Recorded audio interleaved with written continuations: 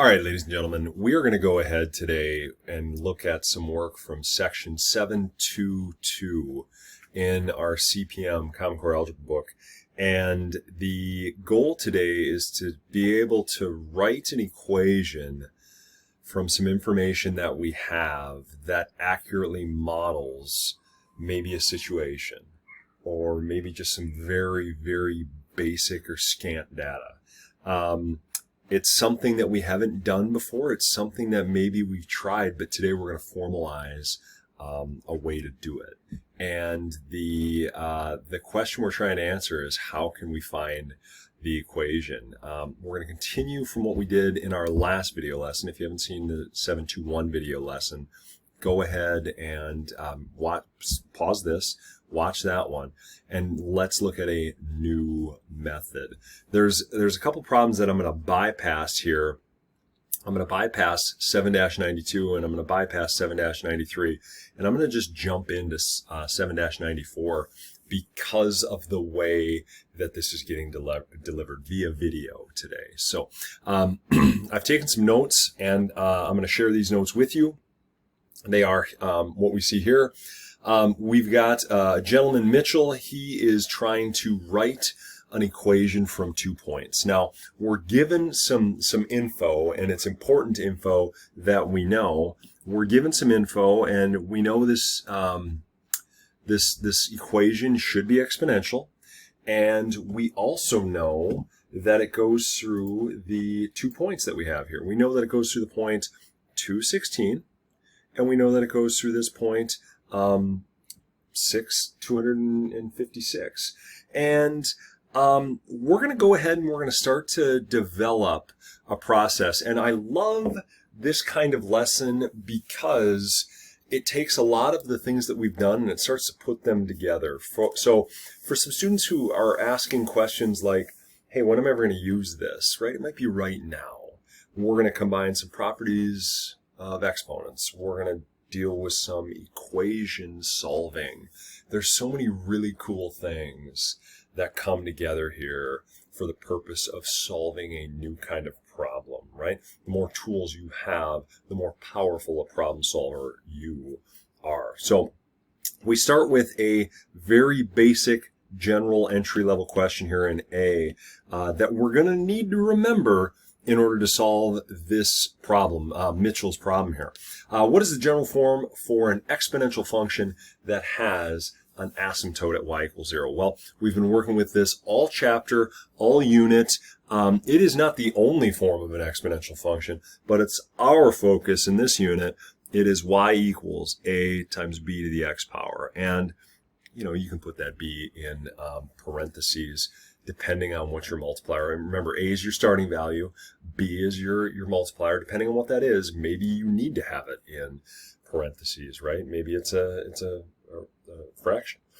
Okay, and then it says use the 2 points that you know to create a system of equations. Okay, this is actually some language that should key some thinking for us, to create a system of equations, right?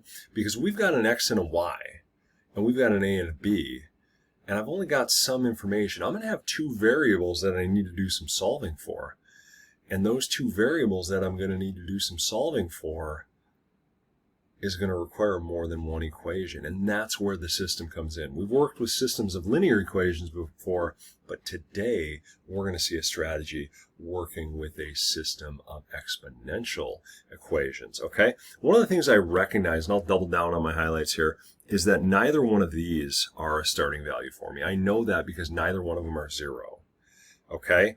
And without a table, maybe, it's maybe a little bit more difficult to analyze that growth rate. But ladies and gentlemen, we can go ahead and start with the system today by plugging some of this information in. For example, this first point right here, oops, I want to use a pen. This first point right here, all right, I know that when x is 2, y is 16. So I'm simply going to put that in. Sorry about that. That's a bad 2. Let's just do this. All right, I'm simply just going to put that in. And right now you're looking at this and you're going, well, Anderson, you've got an A, you've got a B, and we can't solve for either one because there's two variables. That's why we need the second one, okay? And the second one is going to tell me, well, when y is 256, that x has to be 6. Okay, now what in the heck does this do for me? Well, actually, kind of quite a bit. If you need to, go ahead and pause the video. But can you predict what we're about to do? How'd you do? Did you predict it? Do you see what I added to the slide right there? We're going to go ahead and do some solving with substitution, right? We've got a substitution method that we've used with linear equations, and now we're going to apply it to exponentials, right? And this method maybe is slightly more difficult, and it requires a little bit more attention to some of our moves. And ladies and gentlemen, I always, and just because I like to do it this way doesn't mean that you have to, but I always like to start with the equation with the smaller exponent. So I'm going to go ahead and I'm going to take this and I'm going to rewrite it, except I'm going to solve for my starting value. Okay, so here's what I'm doing. I'm taking the 16, I'm putting it over the b squared. It's like I'm dividing by b squared, and I'm setting it equal to a. And if you're wondering about this move, I'm dividing this side by b squared, I'm dividing this side by b squared, and over here they cancel, so I've got a equals, 16 over b squared. That's the intention of what's happening there. Now, what does this allow me to do? This allows me to substitute into the other equation for a. All right, well, that's kind of important. That's a big deal. All right, so I can rewrite this as 256 equals, and I will put this just as 16 over b squared times, I'm going to write that times b to the 6th, so nothing gets lost there.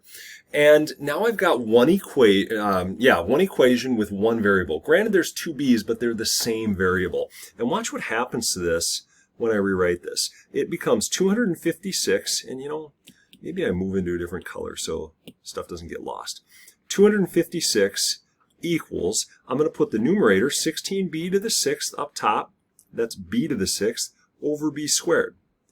Okay, and here is where some properties of exponents come in and save the day, right? If I've got b to the 6th over b squared, there's my quotient property of exponents that says b to the 6th over b squared, which is exactly what I have written there. That's b to the 6 minus 2 power. That's b to the 4th. Watch this. 256 equals 16b to the 4th power. All right, well, let's go ahead and keep solving here. I'm going to zoom in. 16 times b to the 4th, let's divide by 16. And I'll do that to both sides. This becomes b to the 4th over here because these cancel. And 256 divided by 16 is 16. And this is where we need that learning from last video. If I've got an item here that I'm going to go ahead and cancel the exponent, I want to do it with a root with an equal index. So I'm going to take the 4th root of b to the 4th, and those cancel. And the only thing that I'm left with is b. Anyone know what the 4th root of 16 is? It's actually going to be plus or minus 2, but I'm going to stick with 2.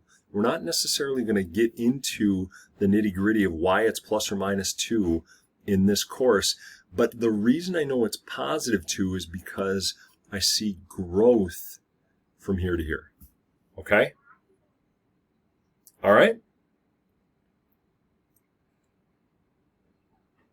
Part C says solve both equations for A, then use the equal values method. I'm going to go ahead and skip that.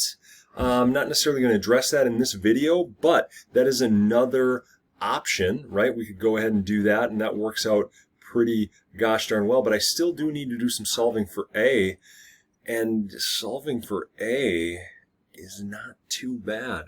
Now that I know what B is, watch this. 16 equals A times 2 to the 2nd power. I just plugged in that B value into the top equation, and now that's like saying, hey, 16 is A times 2 is 4. And now let's just divide both sides by 4. And then I get A is also 4. So when I rewrite this equation, I get y equals a times b to the x power. And now it's just time to plug in those values we solved for. B was 2, and a is 4. And there is a pretty good-looking equation. How could I check that? Well, one more time, I should be able to graph these 2 points. I could use Desmos or a graphing calculator to do it. I should be able to graph this equation, and that equation better hit those 2 points. All right? I'm sorry, my face is over the equation there. All right? Ladies and gentlemen, we're going to tackle one more of these, and we're going to be dealing with the same kind of strategy. I will use the equal values method here, but in order to save some time on the video, I'm going to pause it. I'm going to get things set up, and then I'm going to come back, right? And maybe I'm going to encourage you guys to do the exact same thing. See if you can take these 2 points and write a system. All right, ladies and gentlemen, here we go. I took this first one and I plugged in 1 for x and negative 1 for x and negative 2 for y. Here's my second equation where I plugged in 3 for x and negative 162 for y. Now, one more time, I'm going to pause the video and have you guys try something as well. Take each one of these equations and get a by itself. All right? Go ahead, give that a shot. I solved both of these things for A, and they're in different colors, but trust me, both of these, I've got an A, I've got an A, and here's where the equal values method comes to help me, because now what I can do is I can set those 2 things on the left-hand side equal to each other. All right? And I can keep going, folks. I can cross multiply, take the cross product, right? So this becomes 2 times b to the third, and that's equal to negative 162, times b to the negative first. And now I can divide both sides by b to the negative first, and I can just keep going, right? Maybe this is a little bit more work. I'm not 100% sure, but cancel over here. And now I use that property of exponents, right? This is b to the third minus negative 1. Equals negative 162, and that of course becomes negative 2b to the fourth equals negative 162. Let's keep on keeping on, right? We're 2 steps away from being done, dividing everything by negative 2. I'm going to work back up here, and then I get b to the fourth, right, because these negative 2's cancel. B to the fourth power equals, anyone know what negative 162 divided by negative 2? Oh, it's 81. And now, just like we did before, this might be the newest step for you guys. We are going to take the 4th root of both sides. The 4th root, cancel, the whole index, the whole radical, the whole exponent, they cancel each other out. And I've got b equals, and for those of you who are barking at the screen saying it's got to be plus or minus 3, Anderson, we're just going to focus on the positive 3 because, of course, if we worry about a negative in this particular case, it creates a different kind of function for us. So we've got b equals positive 3. We've got to figure out what a is, and maybe the easiest way to do this is to go back up into one of these things that we've done some substituting with. I'll go ahead and I'll take negative 162, and I'll divide it by, looks like 3 to the third power, and I know that's what, oops, I wrote to the second power there. Let me fix that. That's what a has got to be, okay? And then a has got to be, well, let's see, negative 162 divided by 3 to the third is 27. And if you work this out, looks to me like it's going to be negative 6, okay?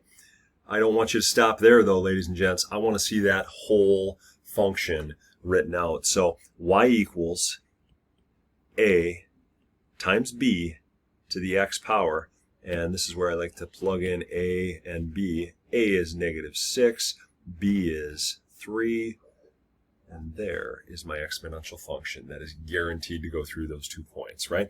Of course, we could check.